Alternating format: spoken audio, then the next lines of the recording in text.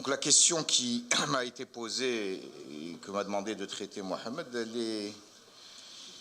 c'est une question qui est quasiment philosophique parce que si ça c'est une modélisation de la plaque d'athérome que m'a donné un informaticien indien il y a maintenant peut-être une vingtaine d'années et qui résumait à l'époque les connaissances qu'on avait dans le développement, en fait l'histoire naturelle de ce qu'on appelle la plaque d'athérome.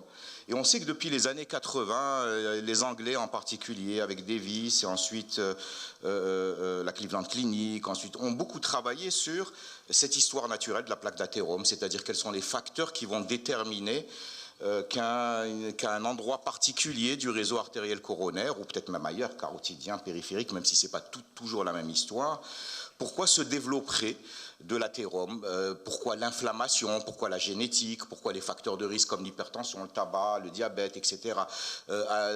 Agissent pour former cette espèce de plaque d'athérome avec des cœurs lipidiques, une chape fibreuse différente entre chaque patient et qui évolue progressivement, comme vous le voyez là, et elle tourne, pour donner à la fin l'occlusion de l'artère coronaire et l'événement majeur qu'on redoute tous, c'est-à-dire le syndrome coronaire aigu, l'infarctus du myocarde, avec comme conséquence de la mortalité ou de la morbidité sévère. Les thérapeutiques ont beaucoup évolué et quand on regarde ça, on comprend bien. Il y a un cœur lipidique. Ce cœur lipidique, ça sous-tend notre traitement par les statines. À la fin, il y a du thrombus. On comprend l'importance des antiagrégants plaquettaires chez les coronariens. Donc il y a une connaissance qui s'est affinée. Et ça va même plus loin, puisque ces connaissances qui étaient des connaissances essentiellement post-mortem ou in vitro, commencent à être approchées in vivo par des techniques comme l'échographie endocoronaire, comme l'histologie virtuelle ou comme le near infrared streptoscopie qui peuvent même prendre la température de la plaque d'athérome et dire que cette plaque d'athérome a de la température, a de la fièvre et a donc est inflammée et a donc une propension à justement se rompre comme juste à ce moment-là, cette chape qui se rompt, qui met en contact le contenu de la plaque avec le sang circulant et donc entraîne cette composante thrombotique qui bouche l'artère. Donc jusqu'à présent, on ne peut être que très content, que très fier de connaître autant de choses. Les choses collent. L'anatomopathologie, la physiologie colle avec la thérapeutique habituelle et vous imaginez que nous dans notre métier qui est une espèce de plomberie, on va mettre un coup de ballon ou un stent là-dedans, c'est-à-dire une espèce d'étayage métallique et on peut imaginer quand on regarde ça que si on étaye ça de manière métallique, que voulez-vous qu'il se passe? On va l'empêcher de progresser. On va empêcher la réalité est beaucoup plus loin, beaucoup plus compliquée que ça. Et c'est là la question qui est posée, c'est-à-dire cette corrélation entre l'ischémie et la revascularisation, et l'anatomie et la revascularisation. Il est clair que dans un domaine, c'est-à-dire quand on arrive à la fin de l'histoire naturelle de la plaque d'athérome que je vous montrais tout à l'heure, on est dans le syndrome coronaire aigu, on n'a plus de discussion philosophique. On a effectivement une urgence avec une artère qui est en train de se boucher, comme dans ce cas-là, 3 heures du matin, hôpital Henri Mondor, un patient qui arrive en état de choc. Vous voyez la silhouette cardiaque qui bouge très peu, et vous voyez au niveau des cuspes de l'aorte qui se remplissent et qui ne se vident pas. Ce qui veut dire que la pression artérielle systolique est inférieure à 7 ou 8 ou 7 de systolique, et avec une lésion au niveau du tronc commun et un retard de flux sur les artères coronaires que vous voyez circuler très lentement. Donc là, on n'a pas de philosophie à faire. La seule chose qu'il faut faire, c'est rétablir le flux le plus rapidement possible, quels que soient les moyens utilisés. Alors il y a des moyens chimiques qui sont des espèces de déthrombosants très actifs, comme les anti-GP2B3A, etc. Et mécaniquement, c'est-à-dire que ce qu'on va aller faire là, c'est d'abord essayer de tout revasculariser parce que ça ne va pas. C'est ce qu'on a fait dans ce cas-là. On a revascularisé la coronaire droite.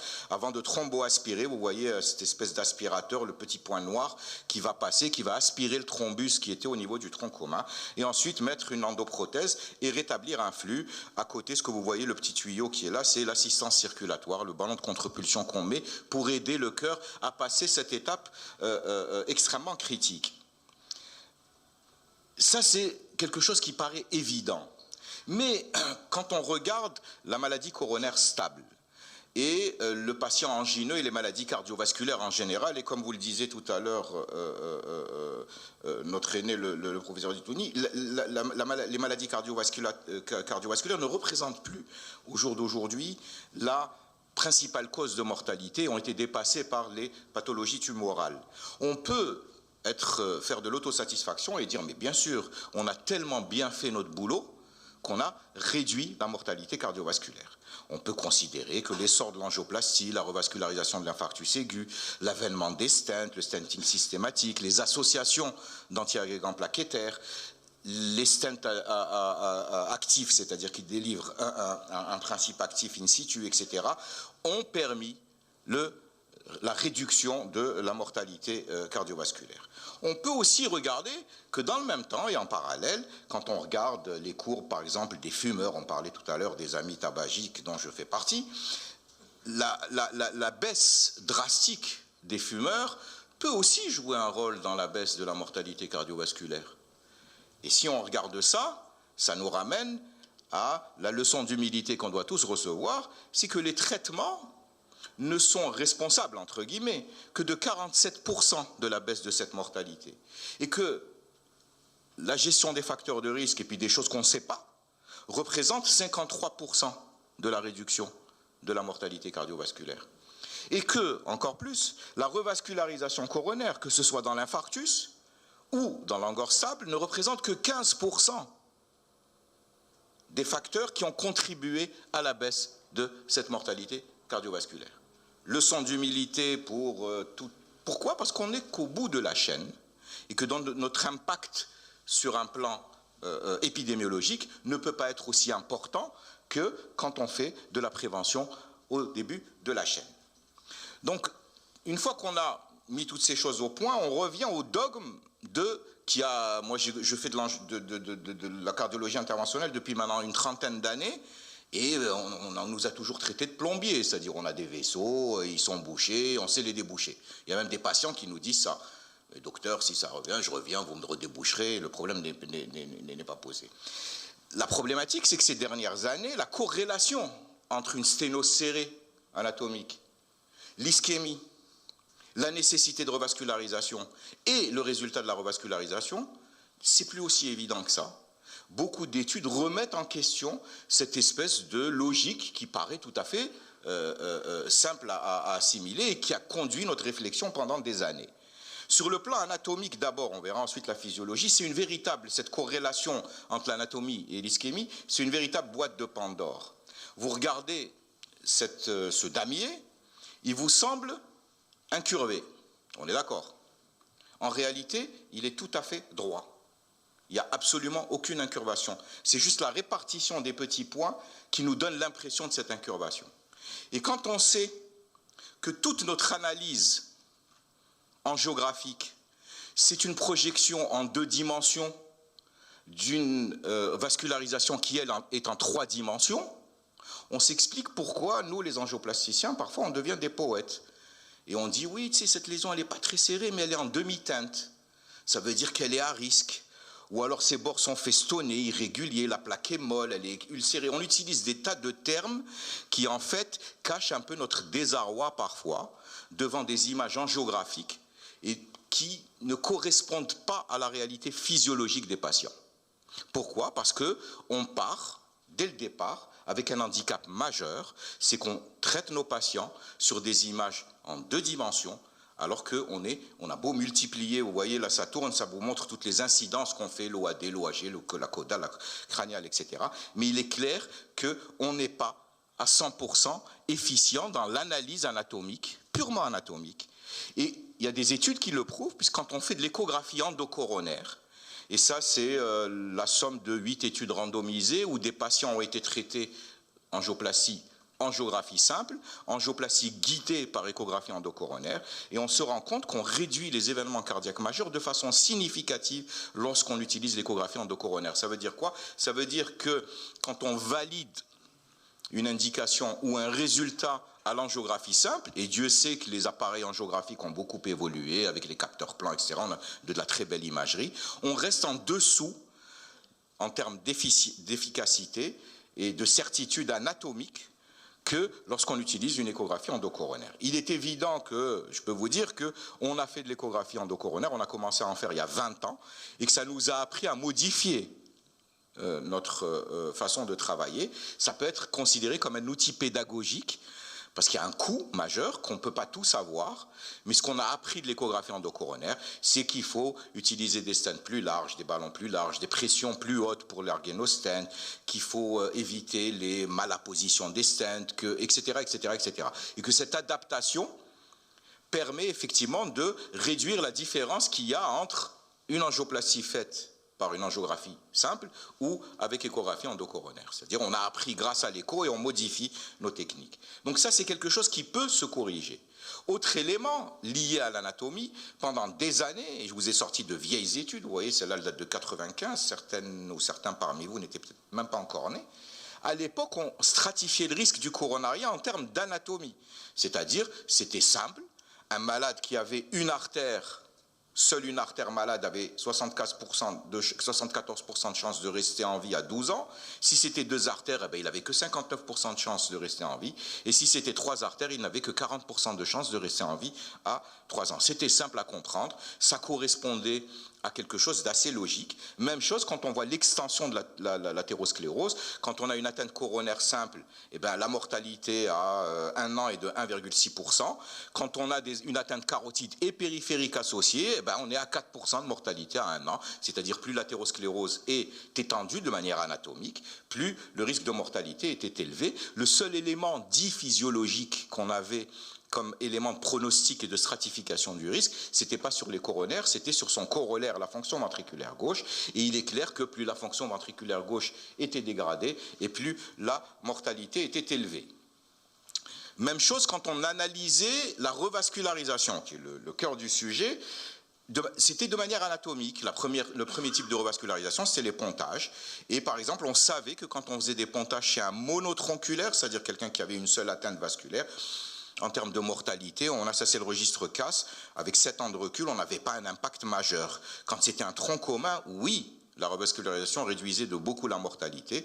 Et la même chose, plus on a de vaisseaux atteints, et plus on est efficace en revascularisant. Et quand, même chose, là par exemple, un vaisseau ou 2 vaisseaux, le traitement médical peut faire mieux que la revascularisation. Ici, c'était les pontages, c'est aussi une étude historique. Mais quand il y a l'IVA dans l'un des 2 vaisseaux, eh ben, il vaut mieux revascularisé avec un pontage. Donc c'était assez simple à comprendre. Les malades, on les gérait comme ça, il n'y avait pas de souci particulier. Une étude plus récente pour vous montrer que cette logique peut encore être étayée par des études, c'est l'étude Confirme qui montrait que quand on comparait traitement médical et revascularisation, ici en général par angioplastie, quand il y avait un seul vaisseau d'atteint, il n'y avait pas de différence significative, c'est-à-dire un seul vaisseau, on pouvait faire du traitement médical et en termes de mortalité ne pas modifier le pronostic des patients. Dès qu'on était à 2 vaisseaux atteints et à encore plus 3 vaisseaux atteints, on modifiait la mortalité, la morbimortalité de ces patients. Alors là, je vous ai parlé d'anatomie. Quid de la physiologie, c'est-à-dire l'ischémie, ce qui sous-tend cette anatomie. Pourquoi une sténose serrée, on doit la dilater? C'est parce qu'on considère que le territoire en regard de cette sténose est ischémié. C'est l'ischémie myocardique, on est tous d'accord, qui détermine le pronostic des patients. Et ce pronostic des patients, il varie en fonction de l'étendue de l'ischémie, de sa situation, etc., etc. Ça va de la mort subite liée à des problèmes rythmiques.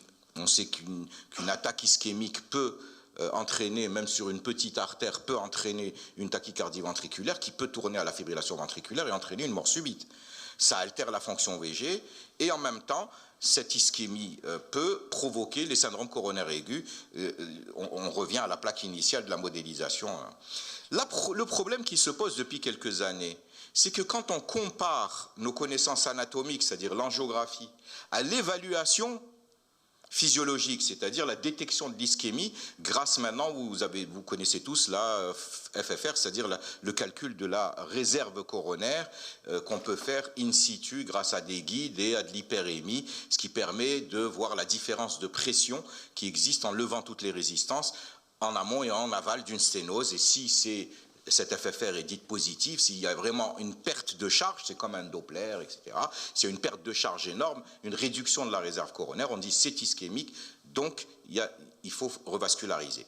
Quand on compare, ici je vous ai mis, il y a 3 études qui sont mises ici, quand on compare ce qu'on voit en angiographie, et donc notre diagnostic angiographique, quand je fais une coronarographie et je dis, patient, il est tritronculaire, il a une sténocérée de l'IVA de la droite et de la marginale, il faut lui mettre 3 stents ou 3 pontages, c'est ce qu'on fait d'habitude, et bien je me trompe dans 23% des cas. Parce que sur ces 3 artères que moi j'ai regardées et que j'ai jugées comme étant serrées, il y en a 1 ou 2 qui ne sont pas ischémiantes et donc qui ne nécessitent pas de revascularisation.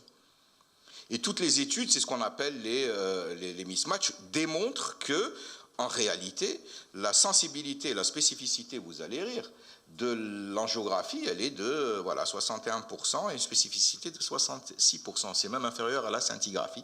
Quand on se rapporte à l'ischémie, qui est la réelle cible de notre thérapeutique en termes de revascularisation.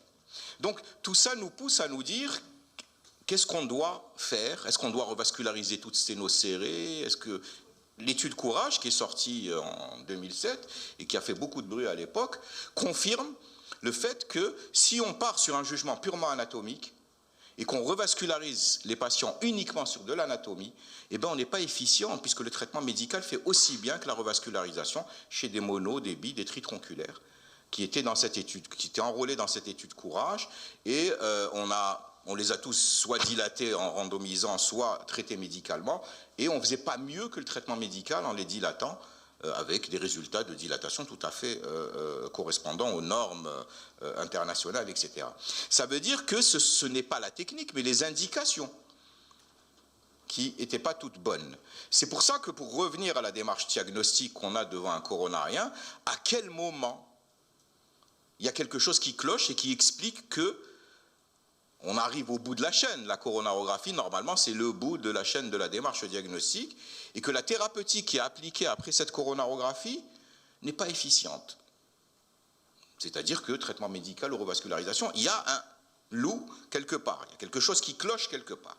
Alors la démarche diagnostique, vous la connaissez, enfin, les cardiologues la connaissent tous, on a tous eu ça ou on le laisse dans notre cabinet de consultation, c'est ce qu'on appelle la probabilité pré-test. Quand un patient arrive nous voir en consultation, en fonction de sa scène clinique, est-ce qu'il a vraiment de l'angor, si c'est un homme, et s'il a un âge avancé, il a une probabilité pré-test d'avoir une pathologie coronaire ischémiante beaucoup plus importante qu'une femme jeune qui vient en disant « oui, j'ai des picotements quand mon mari me fait la tronche ».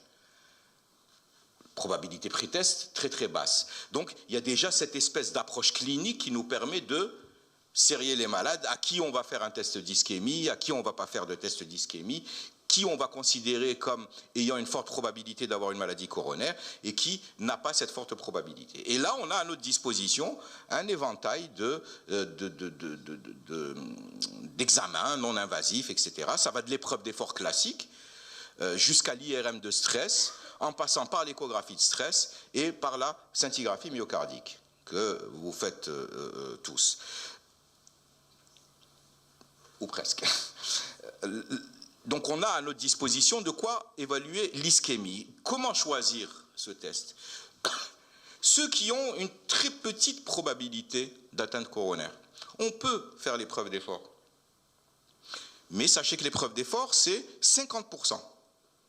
C'est-à-dire qu'il y a un malade sur 2 qui a un faux négatif. Est-ce que c'est acceptable en termes de diagnostic et de sélection de malades? Ce n'est pas acceptable.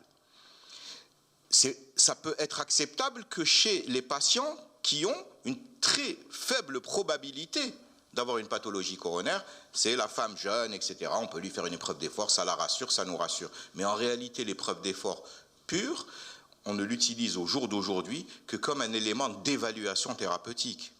C'est-à-dire c'est des patients dont on a fait le diagnostic, qu'on a traité, soit médicalement, on leur fait des épreuves d'effort pour voir quelle est la tolérance, le seuil d'effort, etc., etc. Ça n'est plus l'examen qui est utilisé pour vraiment dépister le coronarien.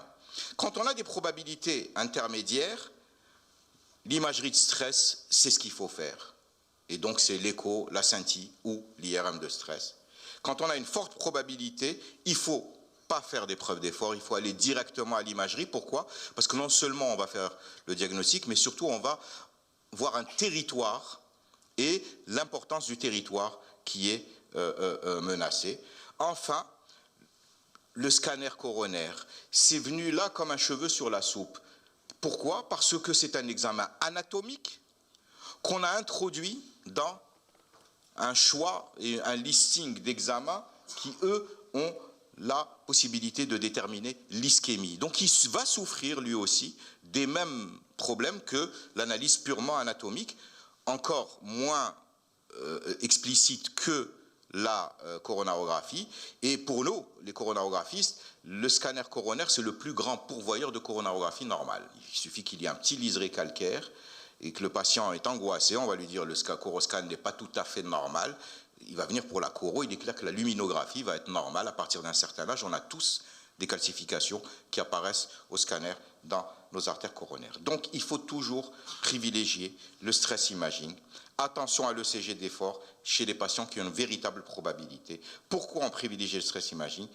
Meilleure sensibilité, donc il y a moins de faux négatifs, c'est ça qui est important, c'est-à-dire qu'on ne va pas laisser des patients qui sont susceptibles, qui ont beaucoup de chances d'être coronariens et ne pas les dépister. Il y a une valeur topographique qui est très importante, et les 3 examens qui sont à notre disposition, c'est l'échographie de stress, la scintille de stress et l'IRM de stress. L'IRM de stress, au jour d'aujourd'hui, est probablement l'examen le plus sensible et le plus spécifique. Le problème, c'est que même dans les pays les plus développés, il y a des problèmes de plateau technique, et combien même on a une IRM dans sa structure, les radiologues, ça prend du temps, une IRM de stress, les radiologues ne permettent pas d'avoir des plages horaires suffisantes pour faire de l'IRM de stress à tout le monde. Donc cette problématique, quand on peut venir et dire faire de l'IRM de stress, ce n'est pas une évidence réelle en termes pratiques. Donc une fois qu'on a fait ce bilan non invasif, on passe à la stratification du risque.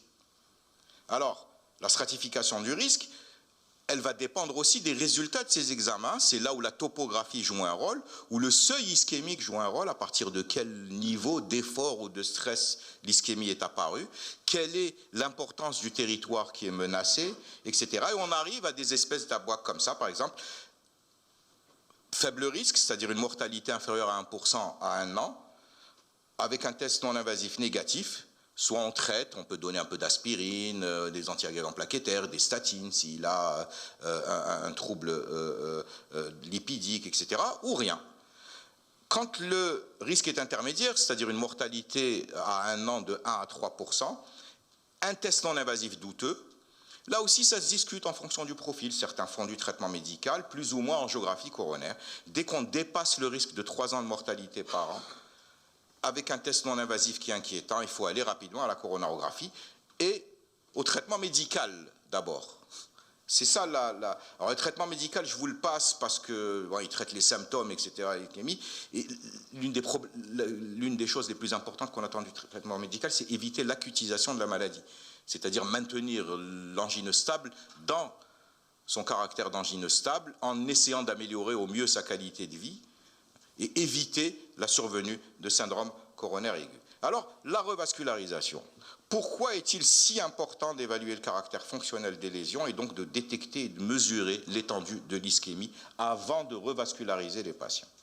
Tout simplement, je reviens à Courage, dont je vous ai parlé tout à l'heure, et qui a montré que la revascularisation, ça ne marchait pas, ça faisait la même chose que le traitement médical quand on avait des patients qui étaient mono, bi ou tritronculaires à traiter. Par contre, d'un coup, et à l'époque, on nous avait dit, allez, c'est fini, terminé, plus de revascularisation, c'est l'angine stable. On a enterré la revascularisation comme traitement de l'angineux stable. En réalité, c'est toujours la même chose avec les études.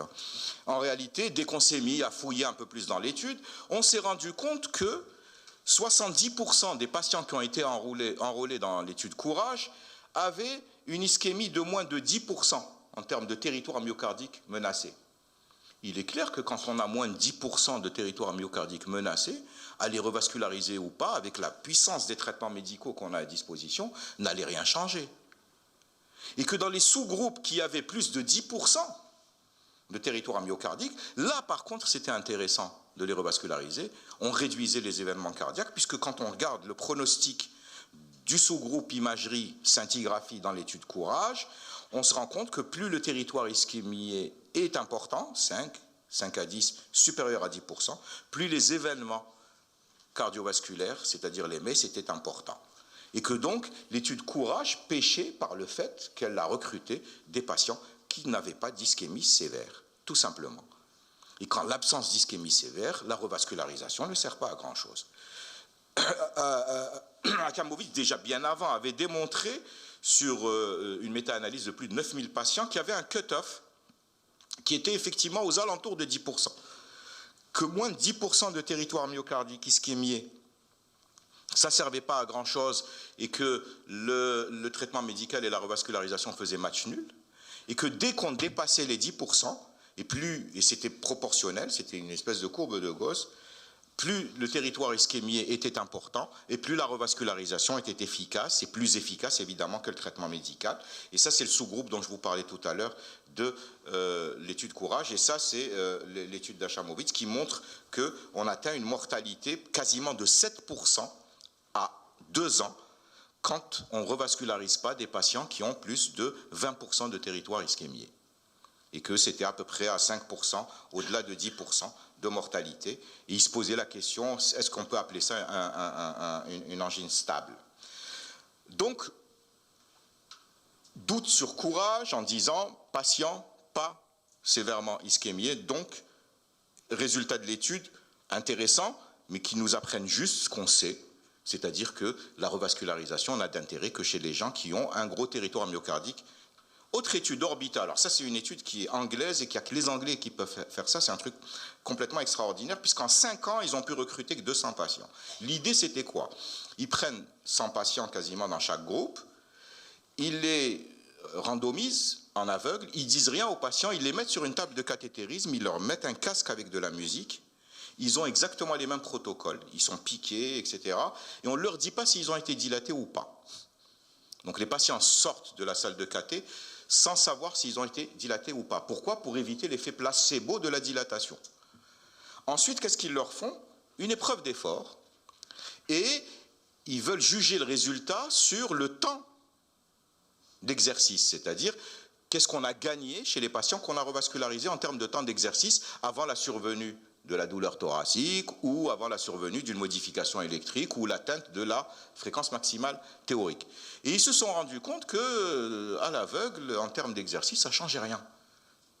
Dilaté ou pas dilaté, il y a quelque chose en faveur des gens qui ont été dilatés en termes d'exercice, puisqu'ils gagnent 16,6 secondes en moyenne de temps d'exercice, mais ce n'est pas significatif. Donc on se retrouve avec la même problématique, c'est-à-dire on a revascularisé, mais ça n'a rien changé. En plus, ça n'a rien changé en termes d'angine de poitrine, ça n'a rien changé en termes de fréquence de l'angine de poitrine, et ça n'a rien changé en termes de qualité de vie. Donc, rebelote. On enterre à nouveau l'angioplastie, ça c'est 2018, c'est l'an dernier, l'étude Orbita, et on dit, ça ne sert à rien, regardez, on les dilate, l'exercice, ça ne change rien, etc. Et alors là, je ne vous raconte pas la bataille médiatique. Moi, celle qui me plaît le plus, c'est celle-là, je crois. Alors voilà. C'est un effet placebo, l'angioplastie et les stents. Incroyable, mais les stents échouent à réduire l'angor chez les patients angineux. Heart stents don't actually help treat chest pain, c'est-à-dire, bon voilà, les stents ne servent à rien dans l'angor. Alors, des milliers de patients ont des stents et ça ne sert à rien. Et puis la meilleure, celle qui me plaît le plus, c'est, regardez, les médecins usent à peu près 2,4 billions, ça c'est aux États-Unis, en stent inutiles. Et le petit éditorial sympathique en dessous, c'est comme si vous alliez chez un coiffeur pour lui demander est-ce que j'ai besoin d'une coupe de cheveux. Donc allez voir un angioplasticien et dites-lui est-ce que j'ai besoin d'un stent. Il va vous faire la même chose que le coiffeur, mais bien sûr vous avez besoin d'un stent. Donc c'est assez extraordinaire, c'est toute cette bataille médiatique qui a essentiellement en Amérique du Nord, un peu moins en Europe, où les gens sont un peu plus mesurés. Mais quand on regarde Orbita, d'abord, ils ont mis 5 ans à sélectionner 200 patients.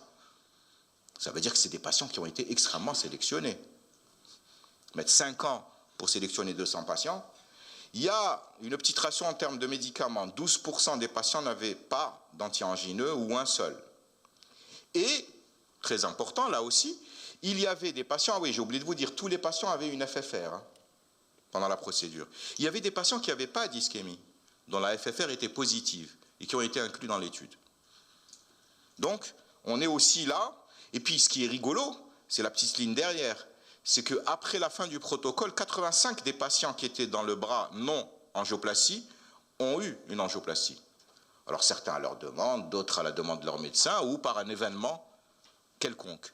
C'est vous dire que les études, c'est autre élément qui va vous intéresser, vous, parce que là ils ont utilisé l'écho d'effort, mais ils auraient pu utiliser la scintille. Il y a une différence significative à l'écho d'obus entre les patients qui ont été dilatés et ceux qui ne l'ont pas été. C'est-à-dire que les gens qui ont été dilatés amélioraient le peak threshold motion, c'est-à-dire l'élément essentiel de détection d'une ischémie à l'écho d'obus. Donc on a traité l'ischémie en les dilatant. C'est marrant, on a traité l'ischémie, c'est prouvé par l'écho d'obus, mais on n'a rien changé à leur vie. Et même chose, quand on les dilatait, ceux qui avaient une FFR positive, c'est-à-dire qui avaient une ischémie, après la dilatation, ils n'avaient plus d'ischémie, puisque c'est significatif la différence en termes de FFR. Et qu'il existe une réelle relation entre la FFR qui était positive et qui est redevenue négative, et l'écho d'obus qui était positive au début et qui est négative dans le groupe dilaté. Donc on a traité l'ischémie. C'est indiscutable avec les outils qu'on a pour détecter l'ischémie, que ce soit non invasif, l'écho d'obus ou la FFR, on a traité l'ischémie. Et on n'a rien changé, c'est quand même incroyable. Et la FFR et l'IFR, bon c'est la FFR, avaient prédit, c'est-à-dire ceux qui avaient FFR positive avaient écho d'obus positive et après FFR négative et écho d'obus négative. Par contre, il n'y avait aucune relation entre la FFR et la modification à l'épreuve d'effort du temps d'exercice utile. Ça veut dire qu'on traite l'ischémie, mais on ne change rien au résultat de l'épreuve d'effort. Même chose, on a traité l'ischémie, mais on n'a pas changé la fréquence, le seuil des crises angineuses. Est-ce à dire que la crise angineuse n'est pas la conséquence de l'ischémie? C'est une possibilité réelle au vu de cette étude. C'est une leçon d'humilité permanente. Il est possible que l'angor ne soit pas uniquement l'illustration d'une scène ischémique. Même chose, est-ce que l'ischémie, c'est ce qui limite les efforts du coronarien? On peut se poser la question au regard de cette étude, puisque on traite l'ischémie, on a la preuve qu'on a enlevé l'ischémie, mais les patients ne changent rien en termes d'angor, ni en termes de temps d'exercice. Bon, ça c'était pour vous dire que 80% des... Alors, pour revenir à quelque chose, parce que là on est dans l'incertitude la plus totale, c'est-à-dire on se demande ce qu'on fait là. Pour revenir à des choses un peu plus concrètes et qui nous semblent beaucoup plus logiques, c'est l'étude FAME2. L'étude FAME2, c'est une étude qui a comparé les événements cardiaques majeurs, c'est-à-dire décès, infarctus du myocarde ou nécessité de revascularisation urgente, sur deux types d'angioplastie. Certains, on leur faisait une FFR et d'autres pas, c'est-à-dire l'angioplastie guidée par l'anatomie, comme je vous ai montré au début, ou celle guidée par la physiologie, c'est-à-dire là, en faisant une FFR avant. Si cette FFR est positive, on dilate, on vérifie que la FFR est redevenue négative et on est tranquille. Et donc, on fait, il y a 1220 patients qu'on randomise, il y a un relais registre, et on va comparer chez les patients qui ont une FFR positive, c'est-à-dire ils ont une FFR qui est inférieure ou égale à 0,8. On va les comparer entre angioplastie, avec évidemment un traitement médical, versus traitement médical, c'est-à-dire courage, orbital, ce que vous voulez, mais en ayant la FFR, c'est-à-dire en prouvant l'ischémie. Et là, le résultat, il est sans appel. À 5 ans, ceux qui avaient une FFR positive, donc de l'ischémie, bénéficiaient de la revascularisation en termes d'événements cardiaques majeurs, indiscutablement par rapport à ceux, vous avez en bleu, vous avez 13,9% d'événements à 5 ans, c'est ceux qui ont été dilatés, et en rouge, ceux qui n'ont eu qu'un traitement médical, ils se rapprochent de 30%, donc on est à 2 fois plus d'événements cardiaques majeurs dans le groupe médical, et donc on est super content parce qu'on considère que, ben voilà, il suffit de trouver l'ischémie, s'il y a véritablement une ischémie, on revascularise, et derrière, on a un gain réel en événements cardiaques majeurs, et quand on rajoute l'étude FEM2 à d'autres études comme ACME ou le sous-groupe dont je vous parlais tout à l'heure, scintigraphique de l'étude Courage ou l'étude Suicide 2, etc., ce qui fait globalement 1769 patients, on arrive à ça, c'est-à-dire que la revascularisation, même en termes de mortalité, quand il y a de l'ischémie, on a tendance à réduire la mortalité, pas toujours de manière significative, mais de manière importante, et il est évident qu'on réduit tous les autres événements, c'est-à-dire les infarctus, les nécessités de revascularisation secondaire, etc. Et Bernard De Bruyne, qui est le père du guide de pression et de la FFR, et qu'on a eu le plaisir, nous, d'avoir pendant pratiquement 1 an et demi à Mondor, a fait ce petit schéma qui montre bien la différence. Par exemple, courage, il y a 31% uniquement des patients qui avaient de l'ischémie. 70% n'avaient pas d'ischémie ou alors avaient une ischémie limitée. On comprend que la revascularisation ne marche pas. Alors que FAME 2, 100% des patients qui ont été randomisés dans le bras revascularisation avaient une ischémie documentée et donc pour ça, ça marche bien. La conclusion, c'est que l'évaluation physiologique des lésions est devenue fondamentale, qu'on ne peut pas aller revasculariser sans preuve d'ischémie et que de manière non invasive, c'est le MIBI, l'écho d'effort, l'IRM de stress et en dernier l'épreuve d'effort. Et de manière invasive, c'est la FFR et l'IFR. Et je vous montre de manière pratique comment ça se passe.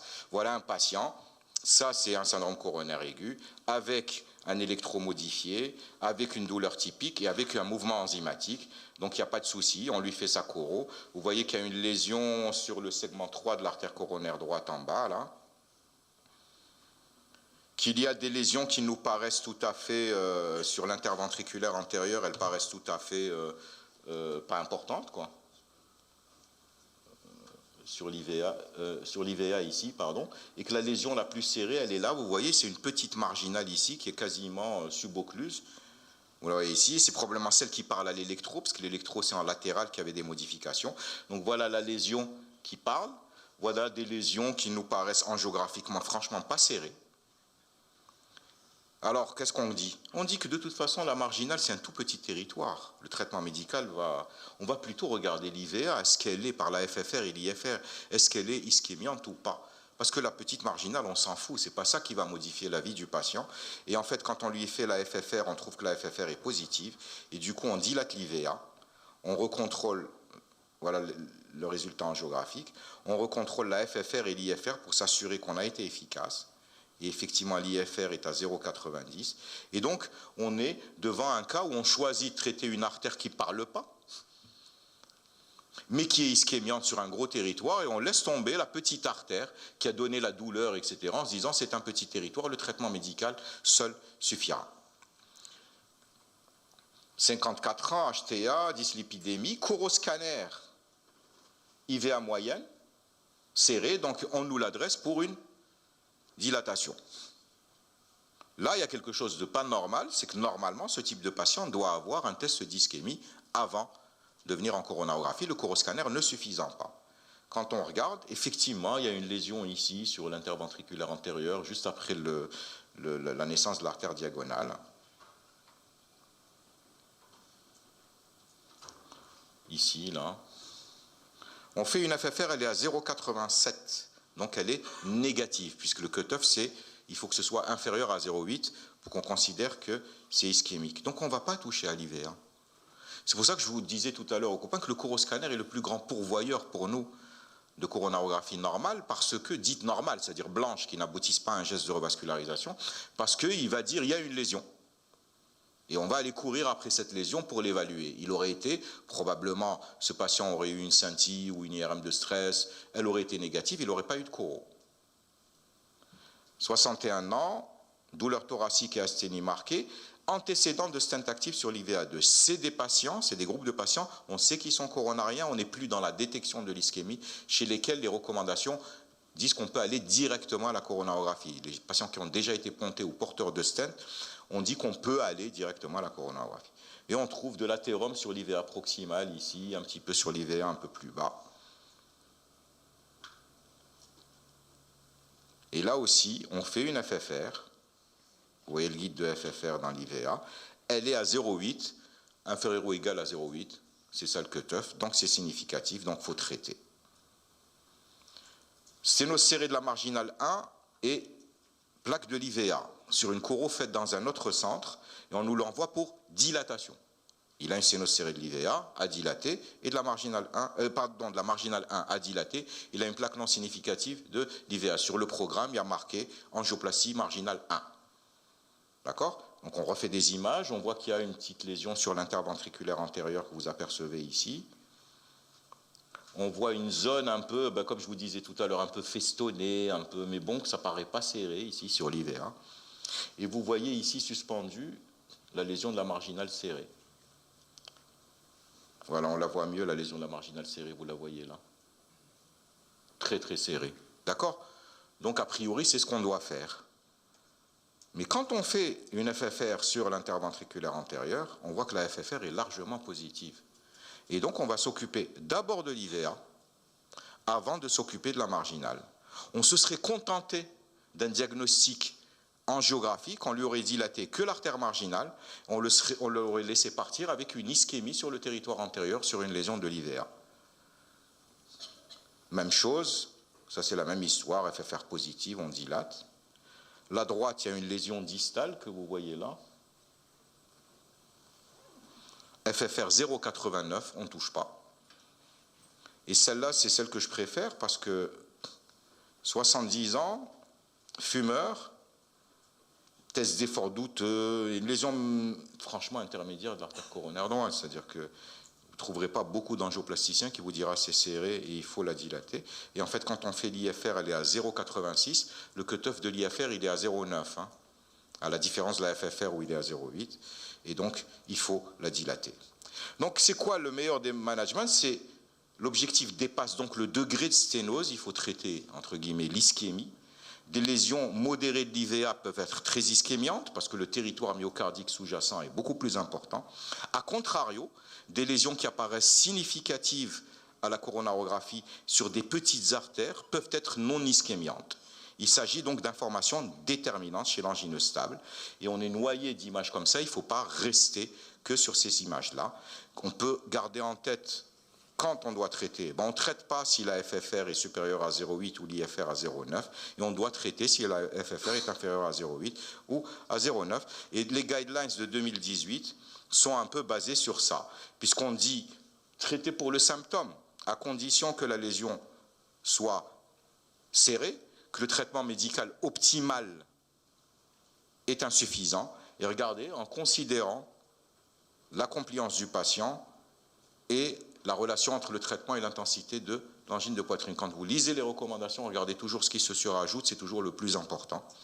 Et donc voilà les recommandations où on rajoute, à part le tronc commun où il n'y a pas de discussion, pour tout le reste, il faut qu'il y ait une ischémie détectée par un test fonctionnel de plus de 10% du myocarde. C'est ce qui... Alors, donc, là on finit, on se dit ouf. Après Courage, Orbita, etc., on est arrivé grâce à la FFR, l'IFR, à... Ben non, puisqu'il y a à peine 2 semaines, Ischemia a été publié, enfin communiqué, pas encore publié, à l'AHA, et qui, Ischemia, retrouve les mêmes résultats que Courage, avec des tests d'ischémie, puisque vous voyez ici qu'ils ont pris des malades qui avaient plus de 10% de myocarde. Alors, est-ce qu'il faut ramener le cutoff à 15%? On va voir, hein, parce que cette étude, elle va encore être fouillée comme Courage, etc. Et on va avoir encore des publications qui vont discuter de tel sous-groupe, etc. C'est dire que la certitude absolue n'existe pas. Ce qu'on sait, c'est que quel que soit le type de revascularisation, pontage ou stent, d'accord, le traitement par la revascularisation n'a pas de bénéfice par rapport au traitement médical chez les patients qui ont un petit territoire ischémie. Maintenant 10%, 15%, 20%, bon, chacun en fera sa... On reçoit, ça c'est la réalité, sur nos tables globalement, pratiquement la moitié des patients qui n'ont pas de test d'ischémie auparavant, et j'insiste, le coroscanner n'est pas un test d'ischémie, et donc ne valide pas une revascularisation, que d'autres problématiques dont on ne parle pas dans toutes ces grandes études, très belles, etc., c'est ça. Quand vous avez le patient qui a 10 pilules à prendre ou 12 pilules à prendre par jour, est-ce que vous pensez réellement qu'il va adhérer au traitement? On sait que l'adhérence au traitement, elle est directement liée au nombre de pilules qu'on doit prendre par jour. Si on a une seule pilule à prendre, on est hypertendu, j'ai une pilule à prendre le matin, je vais adhérer à mon traitement le matin avec le petit-déj. Et si j'oublie, ma femme, elle va venir, elle va me dire, tu as oublié de prendre ton comprimé, on n'en parle plus. Tous les jours, ça va fonctionner. Mais si j'en ai 12 à prendre, et que je suis encore actif, je bouge, je ne les ai pas sur moi, etc., qu'il y a, dès qu'on n'est pas adhérent au traitement médical, ça implique directement des événements importants, c'est-à-dire qu'il y a une différence significative en termes d'événements cardiaques chez les gens qui prennent leurs médicaments et ceux qui ne les prennent pas sérieusement. et que globalement, je reviens à Andreas Grunzi, qui est le père de notre discipline, c'est lui qui a fait la première angioplastie il y a maintenant une 50aine d'années, et qui disait, il était croyant, je pense, hein, puisqu'il disait, Dieu nous a donné 3 vaisseaux patents, et ben il faut tout faire pour les laisser ouverts. Merci.